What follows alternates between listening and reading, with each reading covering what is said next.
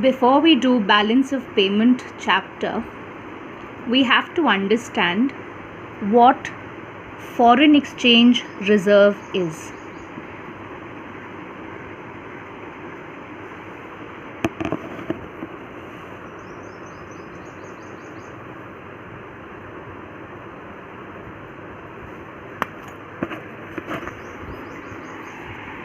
Now, foreign exchange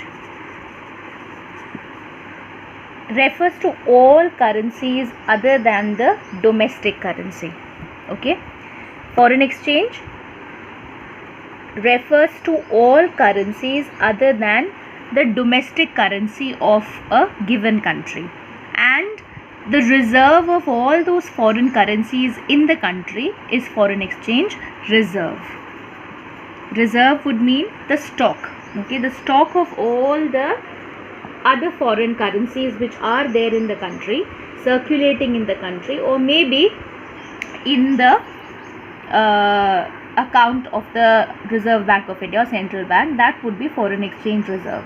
Okay, now the other term which we need to understand is foreign exchange rates. This also you must have come across many a times. Foreign exchange rate is basically the rate at which our currency, that is the domestic currency, can be exchanged in terms of other currency. What is it? It is the rate at which our currency can be exchanged in terms of other currency. I'll just give you one example. If $1 is equal to rupees 67, so this is the foreign exchange rate of buying $1 in terms of rupee, which means what is the value of 1 rupee then? 1 rupee is equal to 1 by 67 dollars. Okay, so this is also a foreign exchange rate. So the rate at which our currency can be exchanged in terms of other currency is called foreign exchange rate. Okay, now we can have, because this fixation can be done in many ways. Okay, the first way, the system in which foreign exchange rate is determined, or you can say that it is fixed, is fixed exchange rate system. Okay, fixed exchange rate system, which means how do we determine that $1 is equal to rupees 67? That is what we are discussing here. So the one way of fixing this is, or maybe determining this value, is fixed exchange rate system. Okay, now what does this mean? Now in this particular exchange rate system, the central authority, which means the monetary authority, central monetary authority, many a times it is the central bank. So in our case, Reserve Bank of India officially fixes the value. Okay, that means it is not determined by the market forces of demand and supply of the foreign exchange, but it is the Reserve Bank of India or the central bank which fixes the value. So this is one way of doing it, which means that every time it is fixed by the central bank, that $1 is equal to rupees 67, and it remains constant for a while unless the central bank decides that there has to be a change in the value of the exchange. Okay, so which means in this way what happens is there should be a strict control of the Reserve Bank of India in determining the value of the foreign exchange. Okay, so the basic purpose of adopting this system is to ensure stability in foreign trade and capital movement. So this would be the main reason actually why Reserve Bank has such a kind of interference in the valuation of the foreign currency. For this, government has to maintain large reserves of foreign exchange, which means it has to maintain the supply of the foreign exchange. So this is how. So by maintaining the supply of foreign exchange, the central bank ensures that the value is constant.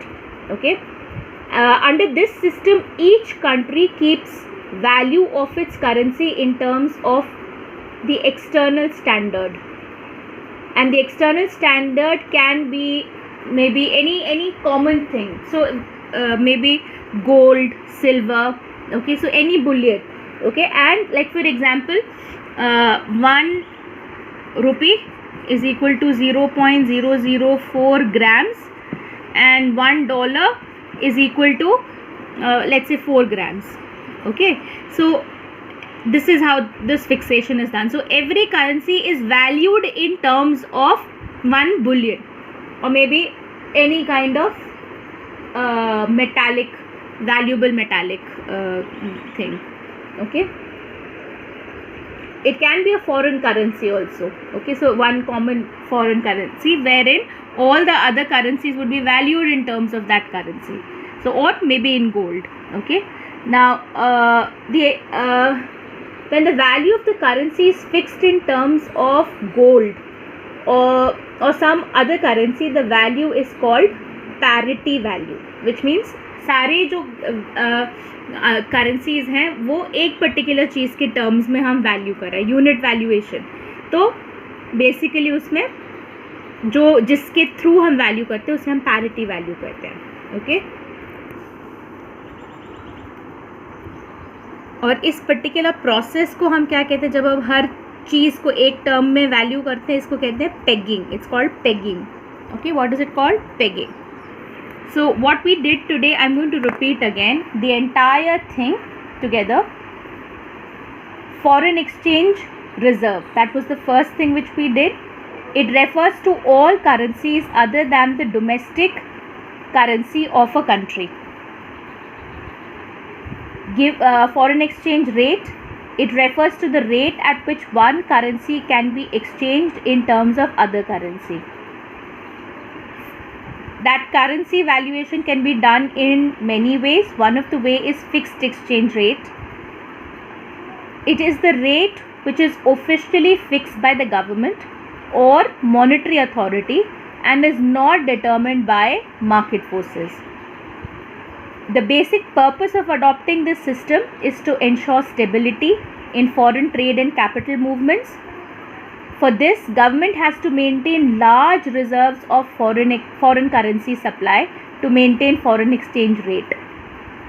Under this system, each country keeps value of its currency in terms of an external standard. This external standard can be gold, silver, any precious metal or some other foreign currency. Under the value of currency in fixed exchange rate system, the government or some other currency, the value is called, that means if it is valued in terms of another currency or maybe a metal, that particular valuation is called parity value, and the value is called, I said value is called parity value, and the process is called pegging. The process of valuation in terms of one particular currency or metal is pegging. I hope this is clear. Okay, now comes the flexible exchange rate system.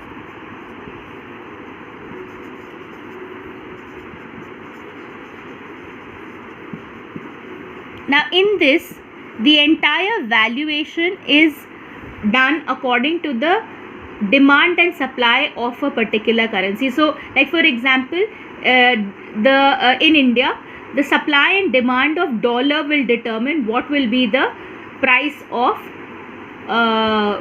dollar in terms of rupee. So that like market forces we did in 11th class, जो market equilibrium किया था, बिल्कुल वैसे ही valuation होगी depending upon the demand and supply of the foreign currency in the particular country. Okay, so did you understand? So demand supply और जहाँ पे भी intersect होगा वो that would be the foreign exchange rate. So this kind of a valuation is flexible exchange rate system. Okay, so the official definition of flexible exchange rate system, the other name of flexible exchange rate system is floating exchange rate system. It's called the floating exchange rate system.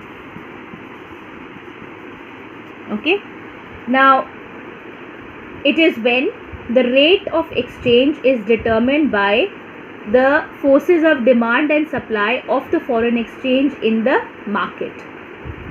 Okay. Another way of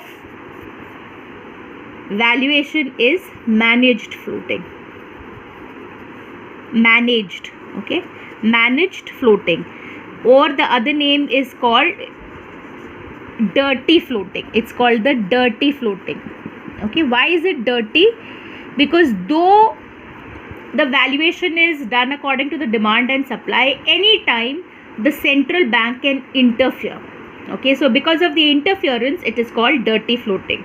Okay, so which means otherwise the demand and supply would determine the value of the foreign exchange, foreign currency, but anytime there can be interference from the central bank. So it refers to a system in which foreign exchange rate is determined by market forces, but central bank interferes or influences the exchange rate through intervention in foreign market. Okay, so this is basically what? So fixed exchange rate system, flexible exchange rate system, and managed floating or dirty floating. These are the three ways of valuation of foreign exchange. Okay. Okay. So if you have understood this, we'll move to the next topic. Okay.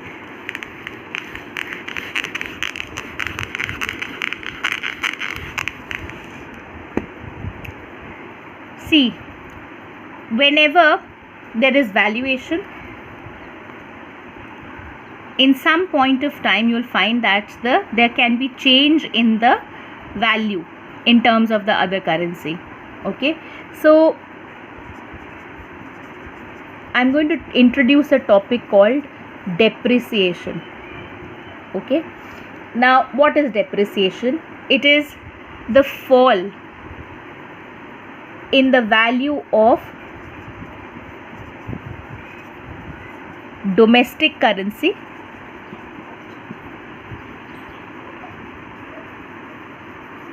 in terms of foreign currency. Okay, so what is it? It is the fall in the value of domestic currency in terms of foreign currency. For example, if $1 is equal to rupees 67, okay, and let's say that $1 now becomes rupees 68. So in this case, 1 rupee was equal to 1 by 67. Now in this case, 1 rupee is equal to 1 by 68 dollar. So the value of rupee has fallen. The value of rupee has fallen. When there is a rise in the value of dollar, this means that the value of rupee has fallen. So this fall in the value is called depreciation. But specifically, depreciation is termed when we are following flexible exchange rate system. Okay, so this fall will be called depreciation when it is flexible exchange rate system. Okay, the same thing, the same fall in the value of domestic currency in terms of foreign currency when fixed exchange rate system is followed, that is called devaluation. Okay, so devaluation and depreciation, they mean the same thing, but it is basically a change in the terminology depending upon the system which we follow. If flexible exchange rate system is followed, we call the same process depreciation, and if fixed exchange rate system is followed, then we call the same process devaluation. Okay,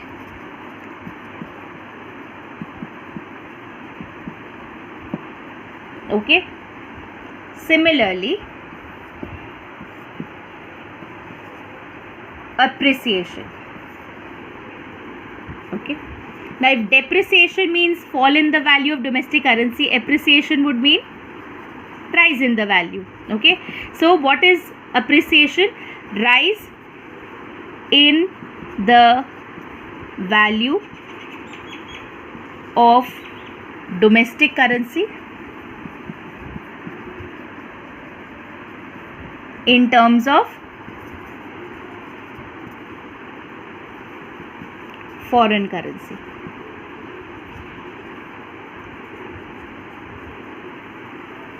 Okay, that is $1 is equal to 67.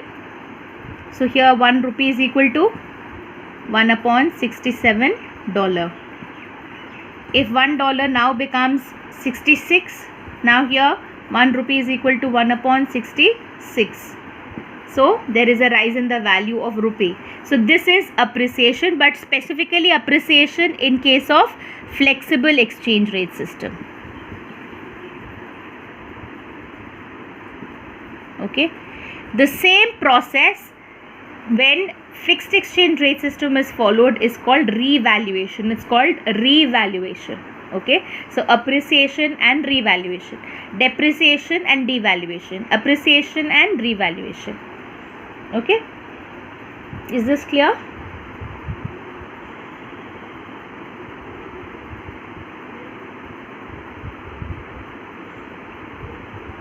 Right? So we'll move on to the next topic now.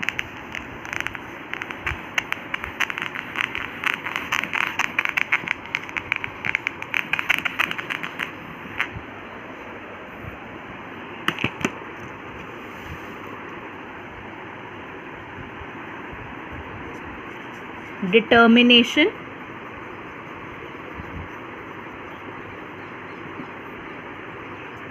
of foreign exchange rate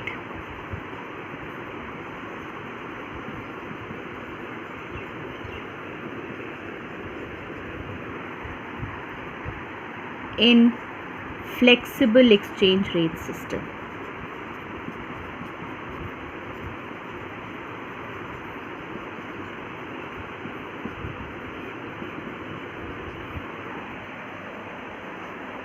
Okay, determination of foreign exchange rate in flexible exchange rate system. Okay, so we know that it is the demand and supply of a particular foreign exchange which makes the value of the foreign exchange in terms of domestic currency during flexible exchange rate system. So which means the two main components or determinants of foreign exchange rate in flexible exchange rate system is demand and supply of the foreign exchange. So we need to know, first of all, why does the demand for a foreign currency happen? So sources of demand for foreign exchange. Okay, you only tell me, why, in what all cases do we need to have foreign exchange? Why do we buy foreign exchange? The first would be for importing goods and services. For importing goods and services. Okay, which means when you buy goods and services from foreign country, then the payment has to be made in terms of foreign exchange, and for that you demand foreign exchange. So that is one source of demand of foreign exchange. The second is for making transfer payments. For making transfer payments. So what are transfer payments? Unilateral transfers like gifts, donations, all these things. So these are transfer payments. Okay. Third, for making payments abroad, which means if you want to pay abroad, then okay. So for making income payments abroad, अगर बाहर तुम्हें कोई payment देना है, income payments बाहर देना हो, तब भी तुम्हें चाहिए. सो पेमेंट, इनकम पेमेंट में क्या क्या आएगा? Rent, interest, profit, wages and salaries, all this. So all that would be income payments. So just understand transfer payments, income payments. Okay. Fourth, for making investments abroad.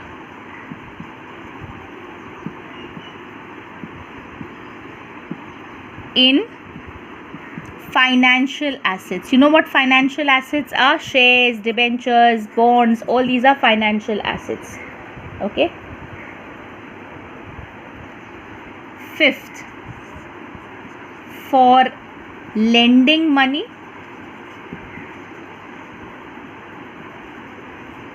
or repayment of loan abroad. Okay. बाहर के देशों के साथ जो transactions करोगे इन्हीं में आएगा. Okay. So we are going to do it again. Sources of demand for foreign exchange, for importing goods and services, for making transfer payments abroad, for making income payments abroad, for making investments abroad in financial assets, for lending money and or repayment of loan abroad. Okay. Okay. Now, for your information, there will be an inverse relationship between foreign exchange rate and demand for foreign exchange. So what is it? There is like demand, price और demand में inverse relationship है. इसी तरीके से there is an inverse relationship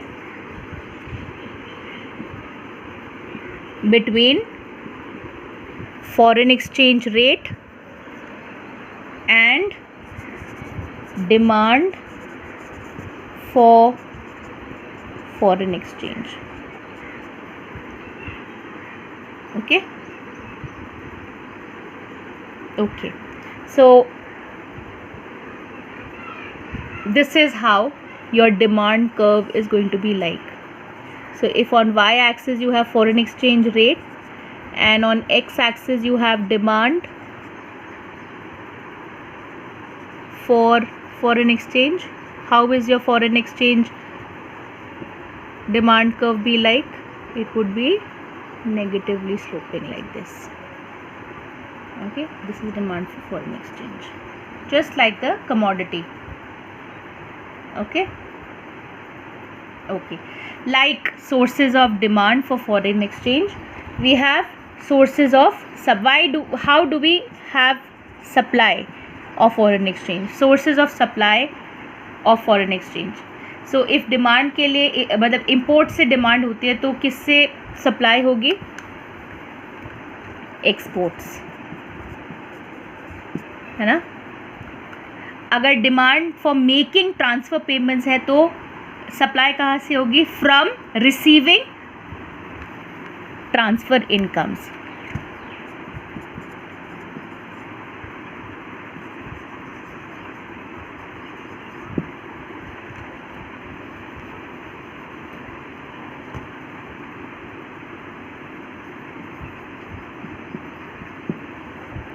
from making income payment से अगर demand होती है तो from receiving income receipts from abroad,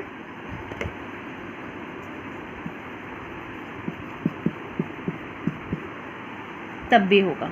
ठीक है. फॉर मेकिंग इन्वेस्टमेंट्स अब्रॉड है तो इसमें क्या आएगा? फ्रॉम इन्वेस्टमेंट्स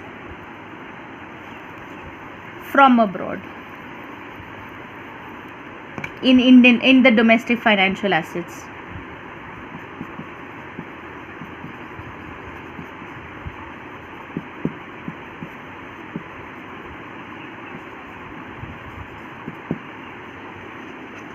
अगर lending money है तो from borrowing money, और रीपेमेंट ऑफ लोन है तो रिसीविंग रीपेमेंट ऑफ, हमसे किसी ने पहले लोन लिया हो तो उन्होंने वापस कर दिया हो तो from receiving repayment of loan from abroad. Okay. So again if you want to see, you can see it very carefully. just the opposite. So if there is an inverse relationship between foreign exchange rate and demand for foreign exchange, what will be the relation between supply?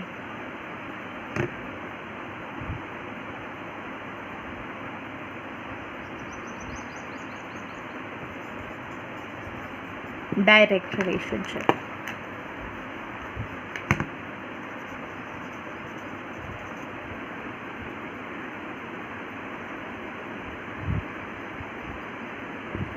Okay.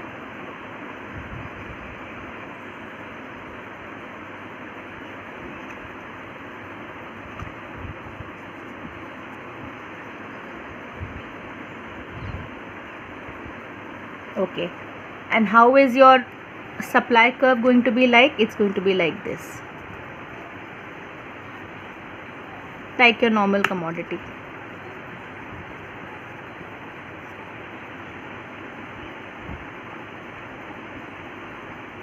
Okay.